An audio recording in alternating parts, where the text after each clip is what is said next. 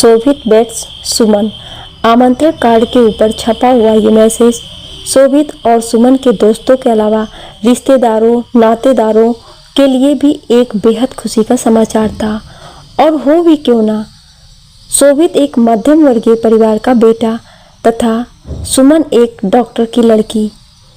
शोभित एक private factory में नवनियुक्त कर्मचारी तथा सुमन बैडमिंटन की स्टेट लेवल की खिलाड़ी। शोभित 6 फीट का ऊंचा, बेहद खूबसूरत तथा हंसमुख व्यक्तित्व वाला व्यक्ति। उसके मिलनसार स्वभाव के चर्चे दोस्तों के अलावा अन्य लोगों में भी होते थे। सुमन भी स्टेट लेवल की बैडमिंटन खिलाड़ी होते हुए भी एकदम रिजर्व रहने वाली बला की खूबसूरत स्लिम लड़की। जोड़ी हर तरीके से बहुत अच्छी थी और मज़े की बात दोनों निवासी तो एक ही शहर लखनऊ के थे, पर एक दूसरे को जानते नहीं थे। कभी परिचय ही नहीं हुआ था। बस सुमन के फूफा जी शोभित के पड़ोसी थे। उन्होंने रिश्ते की बात चलाई और शोभित के परिवार वाले सुमन को देखने के लिए उसके घर पहुंच गए। शोभित के परिवार वालों को और शोभित को भी सुमन पहली ही नज़र में भा गई। सुमन के पापा ने बिना देर किए उसी दिन मिठाई खिलाकर और सुगन की सोने की चैन शोभित को पहना दी। भला शोभित और उसके परिवार वालों को क्या आपत्ति हो सकती थी। बस शादी पक्की हो गई। उस दिन किसी ने भी सुमन से उसकी पसंद नापसंद का सवाल नहीं पूछा। 15वें दिन शोभित और सुमन की शादी धूमधाम से संपन्न हो गई। मध्यम वर्गीय परिवारों की मानसिकता के अनुसार सुमन के पापा को कभी भी ये पसंद नहीं था कि वो सुमन को शोभित के साथ कहीं एकांत जगह बैठकर या किसी होटल में जाकर या किसी तालाब के किनारे जाकर बात कर सके। हालांकि शोभित ने सुमन से कुछ देर एकांत में बात करने की पेशकश सुमन के पापा से की, पर सुमन के पापा ने ये कहकर कि जो कुछ भी पूछना है और जो भी बात करनी है आप सिर्फ हमारे सामने यहीं कर लो। बाकी जो भी बातें करनी है वो सब शादी के बाद ही होंगी। हमारे परिवार की यही रीत है। और बेचारा शोभित अपना दिल महसूस कर रह गया। वो सुमन से उसकी आदतों और स्वभाव के बारे में बहुत कुछ जानना चाहता था और अपने बारे में भी कुछ बताना चाहता था, पर पापा जी ने सब पानी फेर दिया। सुमन शादी के बाद दुल्हन बनकर शोभित के घर आ गई। शोभित के घर का ग्रामीण परिवेश के माहौल था जिसमें हनीमून जैसी चीज़ को वर्जना की दृष्टि से देखा जाता था। 4 से 5 दिन सुमन और शोभित के उनके रिश्तेदारों के साथ ही गुजर गए। धीरे धीरे करके बहनें और बुआ चाचा लोग सब घर से विदा हो गए। शोभित की माँ को कुछ ऐसा लगा कि बहू शोभित से ज़्यादा रुचि नहीं ले रही है। इस बात का जिक्र उन्होंने अपने पति से भी किया, पर शोभित के पापा ने ये कहकर कि अभी नई नई बहू है, पढ़ी लिखी है, एडजस्ट होने में थोड़ा तो समय लगेगा, बात को अनसुना कर दिया। शोभित और सुमन के बीच यद्यपि पति पत्नी की तरह संबंध तो थे, पर सुमन शोभित को ज़्यादा पसंद नहीं कर पा रही। धीरे धीरे 1 महीना गुजर गया। इसी बीच सुमन की भी एक प्राइवेट कंपनी में सर्विस लग गई और उसने पास के शहर कानपुर में नौकरी ज्वाइन कर ली। कुछ दिन तक तो सुमन घर से ही ट्रेन से कानपुर में जाकर प्रतिदिन अप डाउन करके नौकरी करती रही, पर धीरे धीरे उसने कानपुर में ही रहने का मन बना लिया। उसने कानपुर में एक किराए का मकान ले लिया और धीरे धीरे अपने ससुराल से ले जाकर और कुछ मायके से ले जाकर गृहस्थी का सारा सामान वहां पर जमा कर लिया। पहले तो सुमन हर दूसरे तीसरे दिन अपने पति के घर लखनऊ आ जाती थी। धीरे धीरे वो भी वीक एंड पर आने लगी। शोभित के मम्मी पापा के साथ साथ शोभित ने भी ये महसूस किया कि अब सुमन शोभित के साथ पत्नी की तरह संबंध नहीं रखना चाह रही थी। जब भी शोभित रात्रि को उसे बिस्तर पर छूना भी चाहता तो वो उसे झिड़क कर परे कर देती थी और नींद आने का बहाना बनाकर मुंह ढककर सो जाती थी।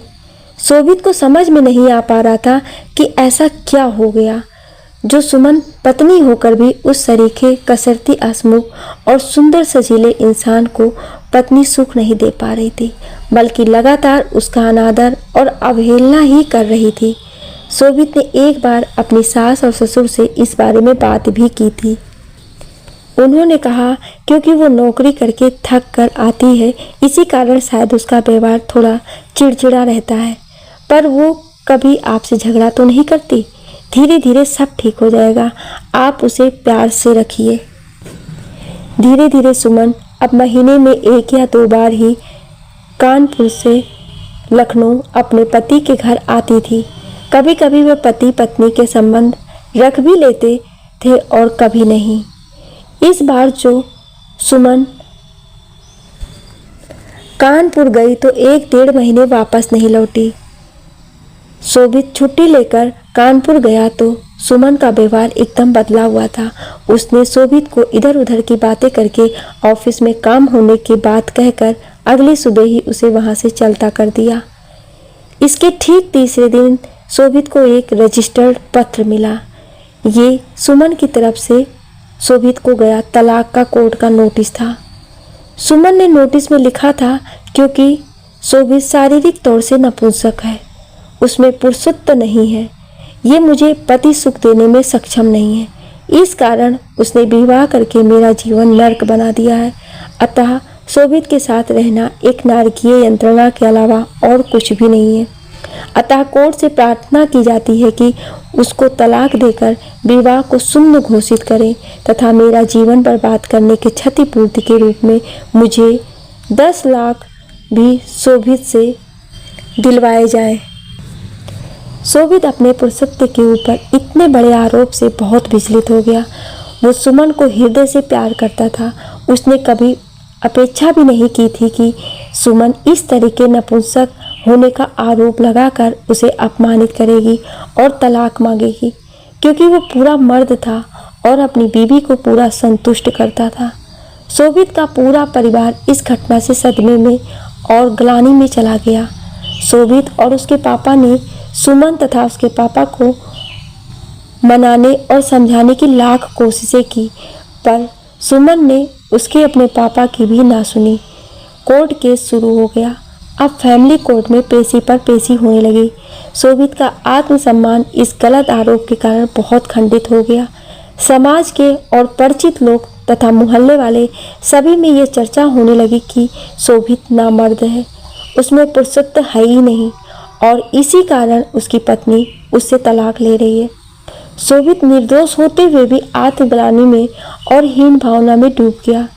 शोभित के पापा ने सुमन के फूफा जी से, जो कि उनके पड़ोसी थे और ये रिश्ता लेकर आए थे, जब गहनता से पूछताछ की तो उन्होंने बताया कि सुमन का किसी लड़के के साथ प्यार का संबंध चल रहा है, क्योंकि लड़का विजातीय था। अतः परिवार की प्रतिष्ठा बचाने के लिए उनके मम्मी पापा ने और रिश्तेदारों ने सुमन की शादी आपके बेटे से कर दी थी और इसी कारण उन्होंने शोभित सुमन की शादी से पहले कोई बातचीत भी नहीं होने दी थी तथा ना ही उन्होंने उन दोनों को मिलने दिया था। और शायद सुमन कानपुर उसी लड़के के साथ रहते देखी गई है, इसीलिए उसने तलाक की अर्जी लगाई है। शोभित की मानसिक स्थिति इतनी खराब हो गई कि अब वो किसी से बात नहीं करता, अकेले अपने आप से ही बात करता और बड़बड़ाता रहता है। जिसे उसने जी जान से प्यार किया, उसी सुमन ने उसे कहीं का भी नहीं छोड़ा, उसे इस योग्य भी नहीं छोड़ा कि वह किसी और लड़की से विवाह भी कर सके। शोभित के पिताजी ने वकील से इस संबंध में बात की, पर उनके वकील को तो सुमन ने पहले ही खरीद लिया था। वो किसी भी पेशी पर ढंग से जिरह भी नहीं कर पा रहे थे। शोभित के जीजा जी एक दूसरे होनहार युवा वकील इसके लिए मुकर्रर कर लिया। उस वकील ने केस को नए सिरे से समझा और कोर्ट में सुमन के क्रॉस एग्जामिनेशन के लिए एक अर्जी लगा दी। केस का फैसला सुमन के पक्ष में होना लगभग तय था, क्योंकि नियमानुसार कोई भी नामर्द आदमी किसी भी लड़की को अपनी पत्नी की तरीके से रखकर उसकी ज़िंदगी बर्बाद नहीं कर सकता है। अतः ऐसे मामले में कोर्ट निश्चित तौर पर तलाक दे देता है और शादी को शून्य घोषित कर देता है। सुमन के वकील ने कानून की इसी खूबी का फ़ायदा उठाया था, पर अब शोभित का नया वकील, जो एक बहुत ही योग्य और नया लड़का था, उसने क्रॉस एग्जामिनेशन के समय कटघरे में खड़ी सुमन से पूछा, सुमन जी, क्या आपका पति नामर्द है? हाँ जी, नीचे निगाहें किए हुए सुमन ने कहा। क्या आपके विवाह के पूर्व किसी और पुरुष से शारीरिक संबंध रहे हैं? नहीं, बिल्कुल नहीं। क्या विवाह के बाद आप किसी अन्य पुरुष से साथ शारीरिक संबंध रखती हैं? बिल्कुल नहीं, मेरा किसी भी पुरुष से शारीरिक संबंध नहीं रहा।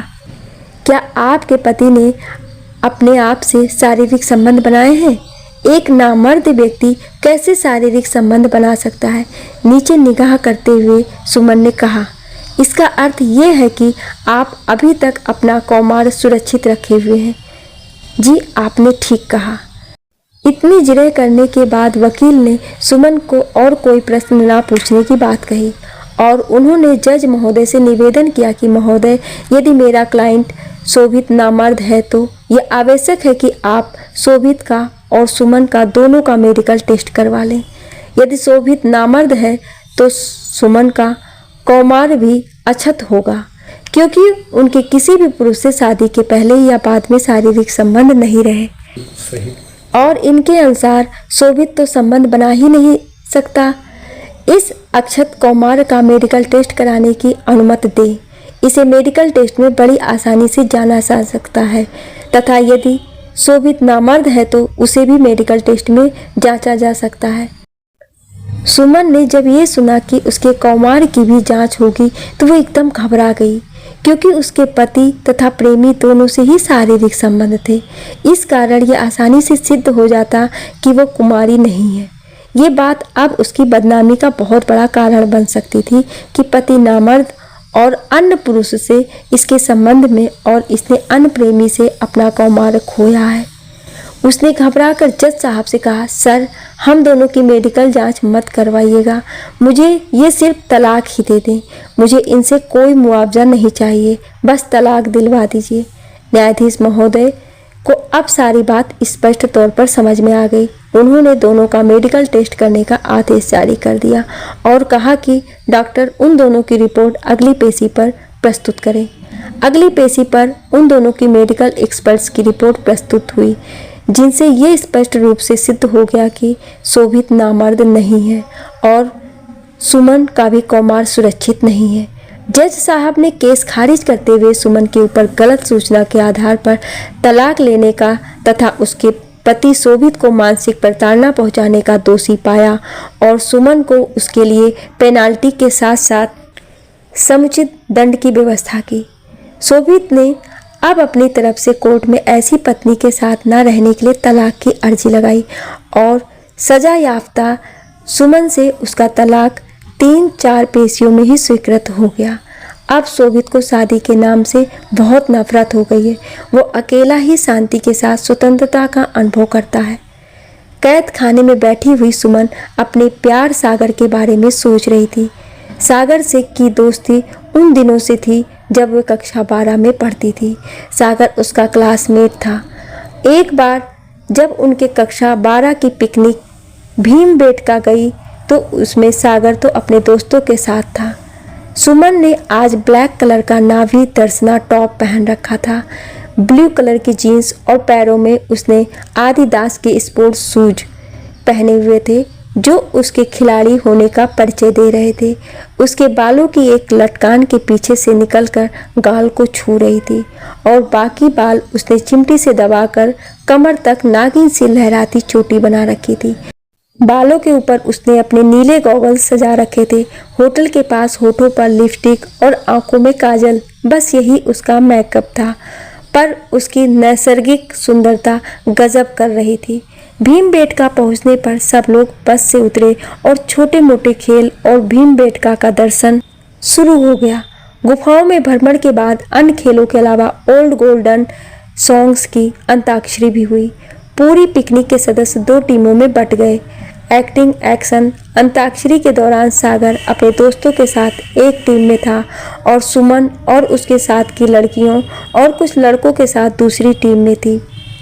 सागर सुमन की ओर शुरू से ही आकृष्ट था।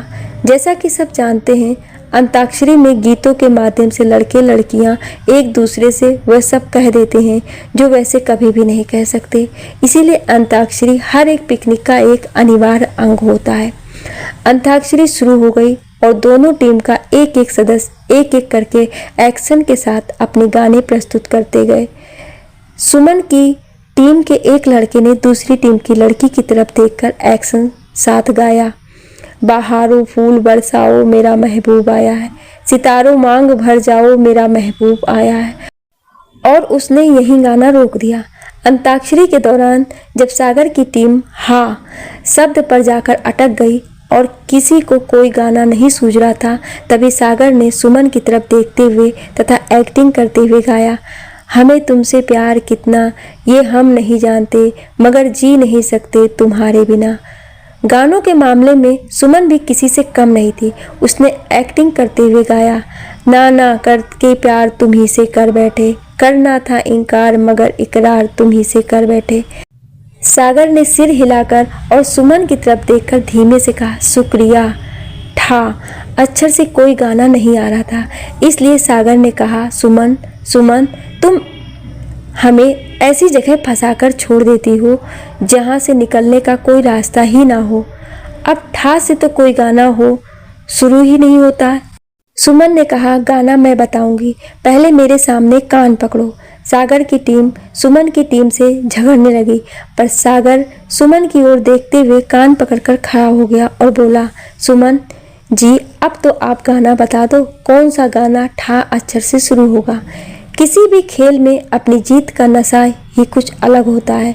अपनी जीत के नशे में सुमन खुशी से खड़ी हो गई, क्योंकि एक्शन भी करना था, गाना भी था, और सागर तो सुमन के गानों की नॉलेज का कायल ही होकर रह गया। उसने आगे बढ़कर सुमन से कहा, Suman really you are genius, I like you, now I am your fan. और सुमन उस सजीले जवान सागर की ओर देखकर मुस्कुरा उठी। उसके माथे पर आते हुए घुंघराले बाल, बड़ी बड़ी कंजी आंखें, ग्रीक देवता सी नाक, कुछ कहते हुए से होंठ और बलिष्ठ शरीर। वाह! आज उसने पहली बार ध्यान से सागर को देखा था। शायद यही पल था जब सागर हौले से उसकी आंखों के रास्ते से चलकर उसके दिल में उतरने लगा था। उसके बाद सभी लड़के लड़कियां अपने ग्रुप में इधर उधर घूमने लगे। सुमन गाना गुनगुनाते हुए अकेले ही नदी की तरफ बढ़ चली और प्लास के पत्ते तोड़कर उन्हें नदी में बहाने लगी। तभी उसको खोजता हुआ सागर वहां आया और उसके करीब आकर बैठ गया। सागर को अपने पास बैठा देखकर सुमन ने कहा, देखो ना, प्लास के पत्ते कैसे गिरकर नदी की धारा के साथ बहते चले जा रहे हैं। एक ही धारा में बहकर भी एक पत्ते एक दूसरे से नहीं मिल पा रहे हैं। कुछ सोचते हुए सागर ने कहा, इन पत्तों का नसीब भी कुछ ऐसा है। नदी भी एक है, धारा भी एक है, पर पत्ते फिर भी अलग अलग बह रहे हैं। मेरा मन करता है कि मैं पानी में उतर जाऊं और इन बेचारे बिछड़े हुए पत्तों को मिलाकर फिर से एक कर दूं। सागर जैसे ही आगे बढ़ने लगा, सुमन ने आगे बढ़कर उसका हाथ थाम लिया और बोली, पागल हो क्या? तुम्हें पता नहीं है ये कितनी खतरनाक नदी है? कितने ही लोग यहाँ डूबकर मर चुके। जुदा रहने वालों को मिला देना भी बड़े सवाल का काम है। अलग अलग रहने को हम जिंदगी तो नहीं कहते ना। सुमन ने सागर की आंखों में देखते हुए कहा, पत्तों की बात कर रहे हो या? मैं पत्तों की बात कर रहा हूँ और अपने जीवन की भी। सुमन, मैं नहीं जानता कि मैं कब से तुम्हें कहो ना क्या कह रहे थे, रुक क्यों गए? सुमन, अब एक हर खेल में जीतने वाला ये सागर जब भी तुमसे हारता है तो मैं सच कह रहा हूँ, मुझे हार कर भी जीतने से ज़्यादा खुशी होती है। अच्छा जी, मुझसे हार कर या सबसे हार कर? सिर्फ तुमसे हार कर। अच्छा, मुझसे कहाँ कहाँ हारे हो आप? खेल में तो आज ही हारा हूँ, पर मैं अपने दिल तो तुम्हें बहुत पहले ही हार चुका हूँ। सच? विश्वास नहीं है शायद तुम्हें? वो तो नहीं है, मुझे कैसे विश्वास दिलाओगे? बोलो, तुम्हें विश्वास दिलाने के लिए मुझे क्या करना होगा? कहकर सागर परेशान सा हो गया। कुछ नहीं, बस तुम्हें 2 कदम आगे आना होगा और मुझे अपनी बाहों में भरना होगा। मेरा माथा तुम्हारे होठों का इंतजार कर रहा है सागर। सागर ने आगे बढ़कर सुमन को अपनी बाहों में ले लिया और आंखें बंद करके उसके माथे पर एक चुंबन अंकित कर दिया। सागर की बाहों में सिमटती हुई सुमन बोली, सागर, प्यार तो मुझे तुमसे तब हुआ जब सच में तुम कान पकड़कर मेरे सामने खड़े हो गए थे। उसके कानों के पास अपना हाथ ले जाते हुए सागर ने कहा, क्या सच तुम्हें हारे हुए इंसान ही पसंद है? नहीं बुद्धू, मुझे प्यार में हारना भी बहुत पसंद है। सुमन, चल रही हो? कहाँ हो तुम? सब लोग अब वापस जा रहे हैं, कहते हुए कामनी ने आवाज़ लगाई। हाँ चलो, वापस आ रहे हैं हम, कहते हुए सुमन और सागर नदी से वापस आ गए। जेल में बंद सुमन की सागर से प्यार की पहली मुलाकात याद करके उसके आंखों से आंसू की 2 बूंद टपक गई। कक्षा में सुमन आगे वाली डेस्क पर बैठती थी तथा शोभित आगे से चौथी डेस्क पर पीछे बैठता था। पर पिकनिक से आने के बाद अब सुमन अब पीछे की डेस्क पर आ गई है और वे दोनों एक दूसरे के पड़ोस में बैठने लगे हैं। दोनों का आधा ध्यान ब्लैक बोर्ड की तरफ होता और आधा समय वो एक दूसरे को देखते रहते। लंच टाइम में तथा छुट्टी होने पर उन दोनों को हमेशा एक साथ देखा जा सकता है।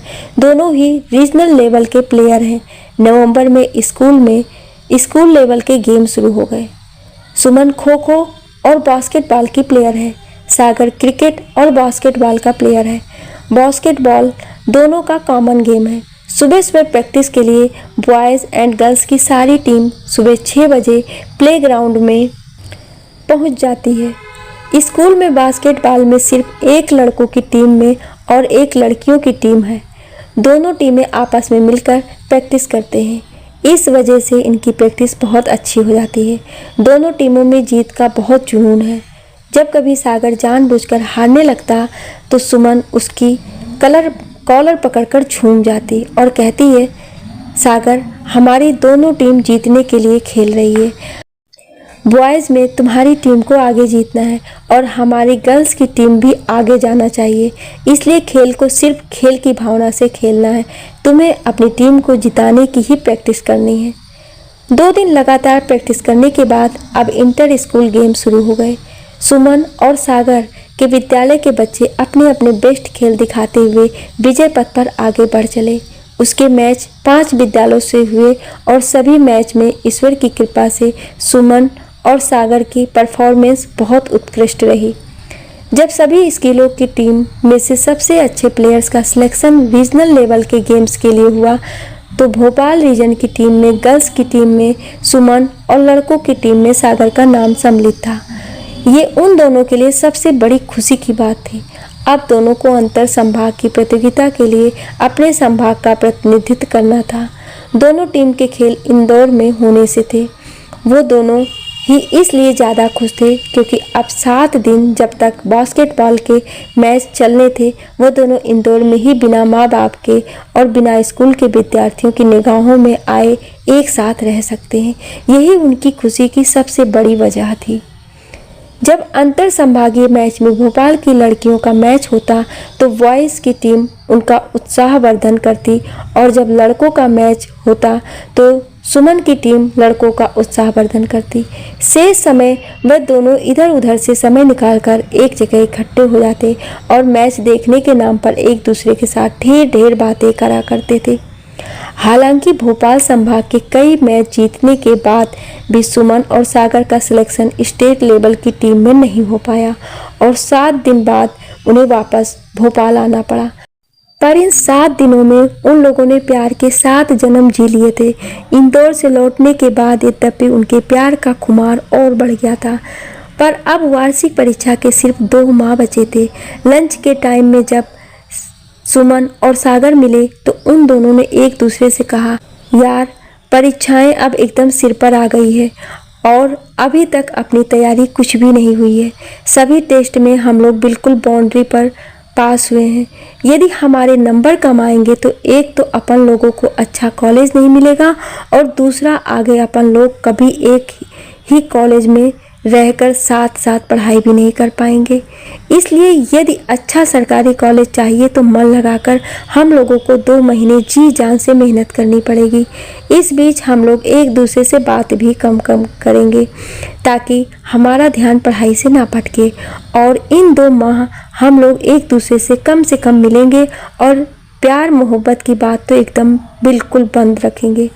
दृढ़ संकल्प के साथ 2 महीने की दिन रात की लगातार मेहनत ने तथा अच्छे कॉलेज में एक साथ एडमिशन लेने के जुनून ने उन दोनों से सचमुच इतनी मेहनत करवा दी कि वह दोनों जो दिसंबर एक एवरेज स्टूडेंट से थे, वार्षिक परीक्षा में 80% के लगभग नंबर लेकर पास हुए।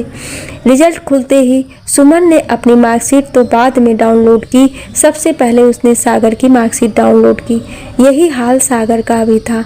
दोनों के अच्छे नंबर देखकर उन्हें ऐसा महसूस हुआ जैसे ईश्वर ने उनके प्यार को देखकर ही उन पर सबसे बड़ी कृपा कर दी है। उन्होंने एक दूसरे को फ़ोन लगाया और दोनों लोग मिठाई के डिब्बे लेकर एक दूसरे की घर की ओर निकल पड़े। सागर सबसे पहले मिठाई लेकर सुमन के घर पहुंचा और उसके मम्मी पापा और सुमन को मिठाई देते हुए अत्यंत प्रफुल्लित था। सुमन के मम्मी पापा ने सागर को भी अपनी बेटी के अच्छे नंबर लाने की खुशी में मिठाई खिलाई।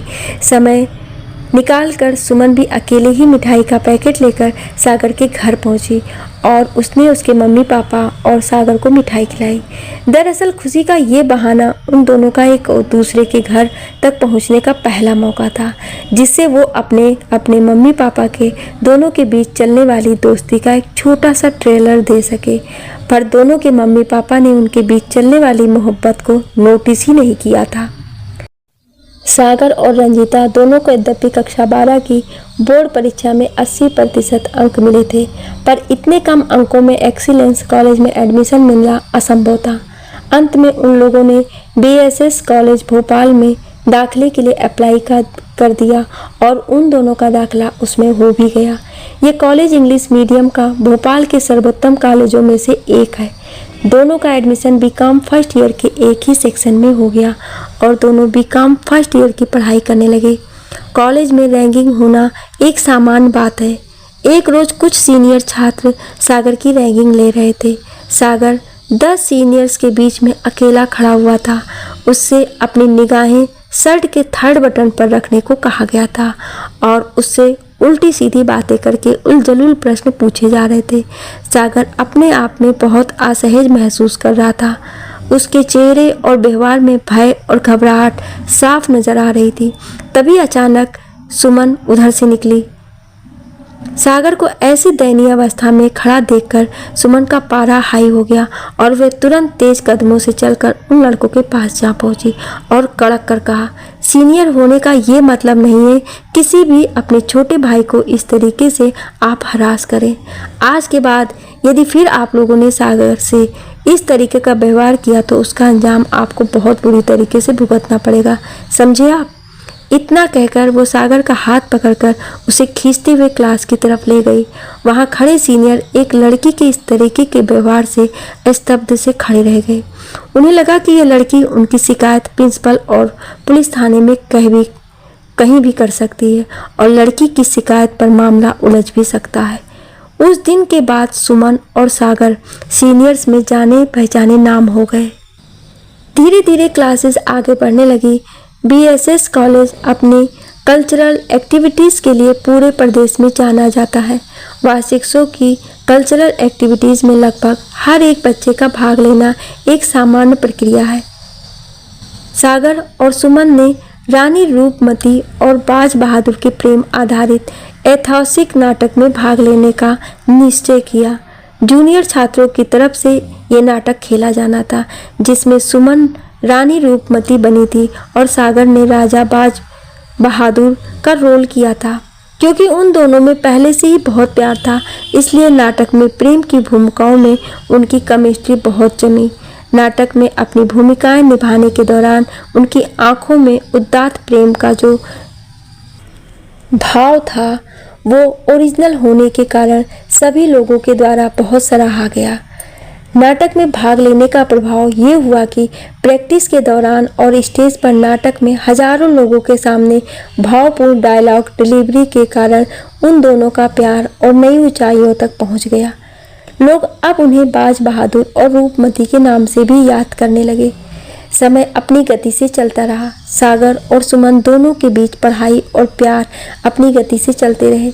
इसी तरह वो बीकॉम फाइनल ईयर में पहुंच गए।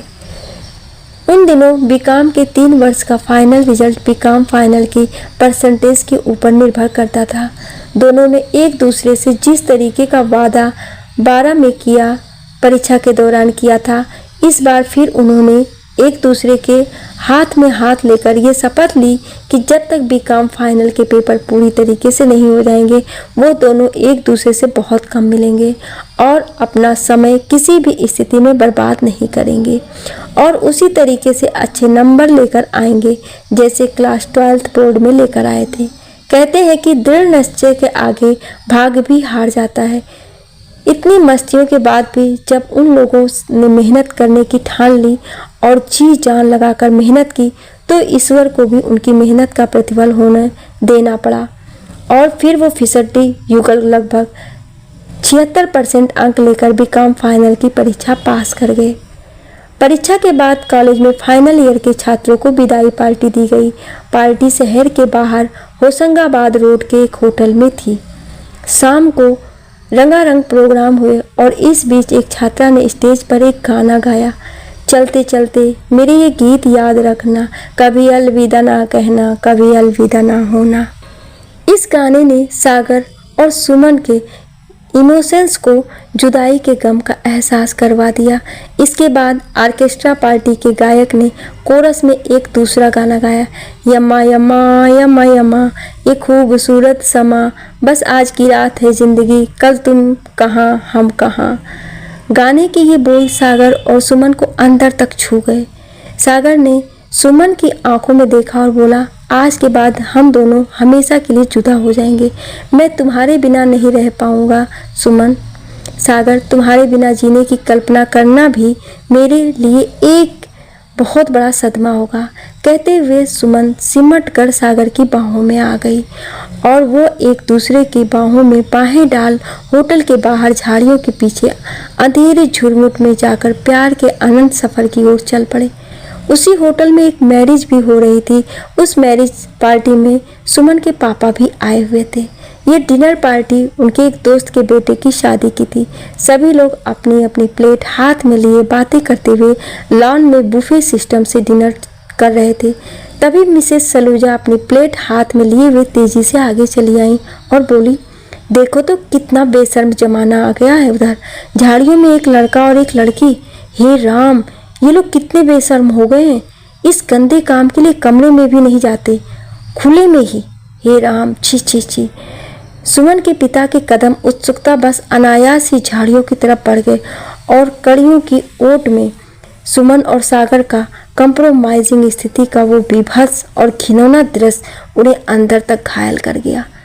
उनके हाथ से डिनर की प्लेट छूटकर नीचे गिर पड़ी, जिसकी आवाज से सागर और सुमन प्रेम के रहस्यमय जगत से बाहर आ गए। सुमन अपने पापा को अपने सामने देखकर शर्म से गड़ गई। बिना नजरें मिलाए उसने कांपते हाथों से अपने कपड़े पहने और उसके पापा उसका हाथ पकड़कर उसे अपने साथ अपने घर ले गए। सुमन के पापा का कुंठा, ग्लानि और अपमान के कारण पूरा हाल था। अब उनका ब्लड प्रेशर भी उन्हें बहुत परेशान कर रहा था। उनका सुमन पर बहुत स्नेह था। सुमन को इस रूप में देखने की उन्होंने कभी जिंदगी में कल्पना भी नहीं की थी। हर पल उनकी आंखों में सुमन और सागर का ये कुत्सित दृश्य उभर आता और बेबस बाप की आंखों से अश्रु बरसने लगते। सुमन को भी बोलने के लिए कुछ शेष नहीं बचा था। घर पहुंचने पर सुमन की सारी कलंक कहानी उसके पापा ने सुमन की माँ को सुनाई और सुमन की माँ ने दुख और ग्लानि से भरकर रोते हुए अपने दोनों हाथों से सुमन के ऊपर थप्पड़ों की बरसात कर दी। मौन होकर सुमन अपनी माँ की मार खाती रही। थोड़ा सामान्य होने पर माँ ने सुमन से पूछा, किसके साथ मुंह काला करके आई है कलमुही? क्या करता है वो लड़का? कौन है? किस जाति का है? सुमन ने सागर से अपनी प्यार की कहानी अपनी माँ को बताई और बताया कि वो और सागर शीघ्र ही विवाह करना चाहते हैं। सुमन के मम्मी पापा ने सबसे पहला काम यही किया कि सुमन के घर से बाहर निकलने पर पाबंदी लगा दी और उसका मोबाइल फोन भी छीन लिया। गुस्से में भरी सुमन की माँ बोली, उस विजातीय से ऐसे संबंध बनाने तुझे लाज नहीं आई? वह लोग तो हमारी समाज के नहीं हैं। सोच यदि एक बार भी सब लोगों को पता चल गया कि तू इतनी नीच वाली जाति के लड़के से मुंह काला करा के आई है, तो हमारा और तेरे चाचा और उनके बच्चों का क्या होगा? क्या किसी की शादी हो पाएगी? नहीं नहीं, सागर के साथ हम लोगों के जीते जी किसी भी तरीके से तेरा संबंध नहीं हो सकता। सुमन बोली, माँ, इसमें बुराई ही क्या है? हम आप लोगों की मर्जी के खिलाफ भी जाकर कोर्ट मैरिज कर लेंगे। इतना सुनकर सुमन के पापा चक्कर खाकर गिर पड़े। सुमन की माँ और सुमन उन्हें तुरंत अस्पताल ले गए। अस्पताल में डॉक्टर ने तुरंत आईसीयू में भर्ती किया। डॉक्टर ने बताया कि इन्हें तेज हार्ट अटैक आया है और इन्हें जरा भी टेंशन दिया गया तो दोबारा आने वाला हार्ट अटैक इनके लिए अंतिम साबित होगा। अब सुमन के पास ना सोचने को कुछ बचा था और ना विचार करने को।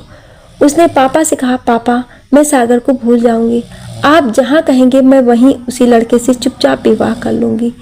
8 दिन अस्पताल में रहकर सुमन के पापा घर आ गए। अब उन्होंने अपने रिश्तेदारों से सुमन के लिए अपने समाज का कोई योग्य लड़का खोजने को कहा और जोर जोर से लड़के की तलाश शुरू हो गई। सुमन के फूफा जी ने उन्हें शोभित का पता बताया, जो लखनऊ का ही रहने वाला था। सुमन के पापा का घर भी लखनऊ में ही था। इस घटना के बाद सुमन के पापा सुमन को लेकर भोपाल से सारा सामान समेटकर चुपचाप लखनऊ चले आए। सुमन के सामने भोपाल छोड़ने के समय बड़ा धर्म संकट था। उसे समझ नहीं आ रहा था कि वो सागर को क्या बताए। एक तरफ उसके पिता की जिंदगी थी और दूसरी तरफ उसका प्यार। यदि वो सागर की ओर झुकती तो उसके पिता का मरना निश्चित था और अपनी सफ़ेद साड़ी पहनी सूनी मांग की विधवा माँ की कल्पना करते ही उसका तन सिहर उठा। सुमन का मोबाइल फ़ोन उसके पापा के द्वारा ले लिया गया था और इन परिस्थितियों में उसका सागर से बात करने का भी मन नहीं था। उसने अपने आप को अपने भाग्य के भरोसे छोड़ दिया और गर्दन झुकाकर चुपचाप किसी भी व्यक्ति से शादी के लिए हाँ कर दी। जब शोभित अपने माता पिता के साथ सुमन के घर उसे देखने पहुंचा तो उसे सुमन पहली नज़र में ही भा गई। उसकी पढ़ाई, उसकी गेम्स और उसका सौंदर्य उसे निश्चित तौर पर किसी को भी पसंद आने के लायक बनाते थे। शोभित के पिता और उसके माता जी की भी और अपने ही शहर की इतनी सुंदर लड़की को रिजेक्ट करने का कोई कारण नहीं था, इसीलिए इस संबंध में उनकी भी हाँ थी। शोभित को लड़की पसंद तो थी, पर वह उससे बात करके उसको भी पसंद नापसंद के बारे में जानना चाहता था। आखिर ये तो जिंदगियों का सवाल था। शोभित ने सुमन के पिता से कहा, मैं सुमन से अकेले में बैठकर कुछ बात करना चाहता हूँ ताकि हम एक दूसरे के विचारों के बारे में जान सके। पर सुमन के पिता को डर था कि उसकी नादानी लड़की कहीं सब कुछ ना उगल दे। इस कारण उन्होंने अपनी लड़की से शोभित के किसी होटल या पार्क में एकांत में किसी भी तरह की बातचीत करने की मना कर दी। सुमन के पिता ने कहा, हमारे खानदान में कुंवारी लड़कियां किसी लड़के से यूं अकेले में बात नहीं करती। आपको जो भी पूछना हो यही हम सब के सामने पूछ लो। अब शोभित के पास कहने को कुछ नहीं बचा था, इसलिए उसने चुपचाप शादी के लिए हाँ कर दी। शोभित के मम्मी पापा को भी इसमें कोई खराबी नजर नहीं आई और उन्होंने भी रिश्ते के लिए हाँ कर दी। बिना देर किए अपनी तरफ से एक सोने की अंगूठी और सोने की चैन शोभित को पहना दी और रिश्ता पक्का हो गया। इसके कुछ दिन के अंदर ही उन दोनों की शादी भी हो गई और सुमन बहू बनके शोभित के घर चली आई।